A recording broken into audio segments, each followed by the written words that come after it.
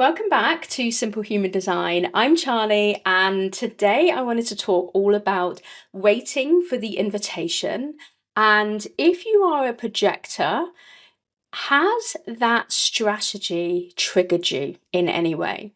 Because today I want to talk a little bit around the nuances of that waiting for the invitation.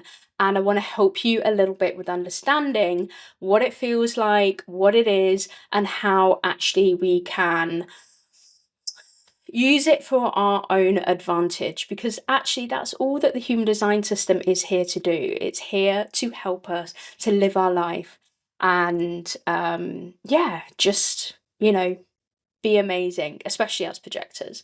Now, if you are a generator, a sacral being, you may also resonate with this episode as well, because the strategy for generators and manifesting generators is wait to respond. So we've got a very similar sort of like thing here where we're both waiting. So projectors and sacral beings, there is a waiting situation. One of the only types that doesn't have to do the waiting is the manifester. So let's dive into actually what waiting for the invitation means. So as a projector, we basically need to wait to be recognized and invited before we impart our advice. Okay. And that advice giving, that is all we are waiting for. So it doesn't mean that we can't go out there and get things. It doesn't mean that the waiting bit is passive. Okay, there's a lot of connotations online with pop HD where people say that because projectors are, they're all about resting and they should be lying down and they should be waiting and all this stuff. There's a lot of misconceptions out there that projectors are here to sit on the sofa or to lie in bed all day and wait for an invitation to come in. And that is literally couldn't be further from the truth at all. The waiting side of, both the sacral and the projector strategy is active. It's not passive whatsoever. So as a projector, what actually does that mean? So essentially, we need to only be waiting when we give advice. So when we are business owners and we are, wanting clients and we're wanting to get out there and all this sort of stuff, we don't have to necessarily wait for the invitation to put a post out there to say, we have X number of spots in our coaching this month.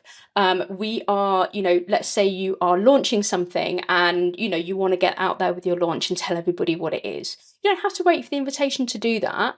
What you're doing is you're putting yourself out there, you're shining your light, you're showing how amazing you are, you're, sharing how you can solve people's problems, and you're then waiting for someone to come over and say, Charlie, I really want to work with you. Let's do it. Let's go for it. That is the invitation, that bit. But it doesn't stop you from getting out there in the meantime.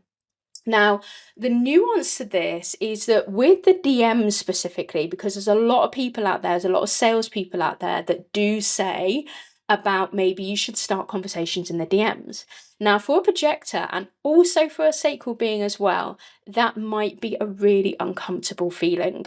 But let me just talk to you a little bit about intention behind the DM. Okay, so if you are following, like a sales tactic person and they're saying, oh, you need to get people onto your list, you need to share them, your freebie with them, etc., then, they might say to you, well, DM people and tell them about your freebie. Tell them, something about yourself so that you're getting them further along than just a follow on your Instagram account, because a follow or a like or a comment is just a micro commitment to who you are. So somebody finds you on Instagram and they give you a follow. That's just a micro commitment. But what the salespeople want you to do and what you want to do really eventually is get people onto your email list, because that is more of a solid lead situation going on rather than just that micro commitment. So a lot of salespeople say, okay, let's get people onto your email list. Let's get this freebie out, right? So let's DM people and say, I've got this amazing freebie for you. It's going to really help you. It's going to do X, Y, and Z. Please sign up here. Now that, to sacral beings who are aligned and to projectors who are aligned, potentially manifestors as well, not leaving you guys out. It might also feel icky for you to do this, but it's uncomfortable, right? Because the intention is actually, even though you're pretending that the intention is for them to receive this amazing thing, the intention really is for you to receive the lead, right? And then further down the line, it's for you to receive the sale. So how do we get around sending DMs when we actually need to wait for the invitation? Well, for one, you don't have to. I don't. I do not send cold DMs to people. If I do, there is no intention there of them, coming to work with me. If I do, it's because I've seen something that has helped me or that I've really loved or has really resonated with me, and I just want to tell the person that that's what happened. I actually did it with my there's somebody that I'm going to be working with for my health over the next couple of months, and she put up a recipe. And I told her, I said, like, I know that people don't, really say much on social media, but I'm just letting you know that I really love that recipe. I've done it like 4 times already. And that's the intention. Now, with this, conversation that I'm having with her, there is zero intention for her to work with me at all. So when you've got the intention behind the DM that it's all about them and not about you, then that's when you can be great with, DMs and initiating and that kind of thing. Okay, so going back to wait for the invitation. So why else might it trigger you? Well, I have a friend who is a projector, and she is very, very triggered by the wait for the invitation issue. She thinks that actually it can really dampen a person's light when you say to someone, oh, well, you need to wait. You need to wait for the invitation. You can't go out there and get it yourself.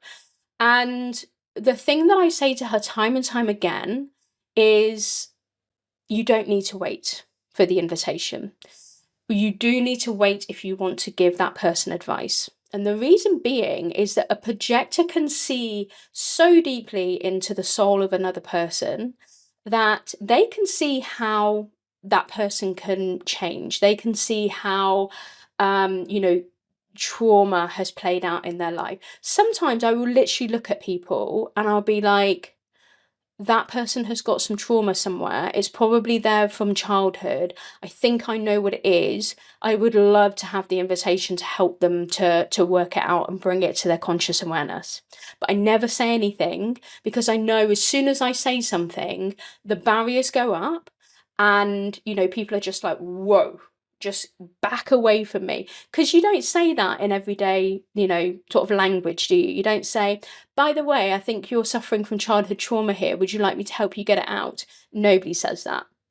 So when you see, as a projector, something that someone could change in their life, if you're a qualified coach, you'll get this, right? Because coaches help people to come to a solution by themselves.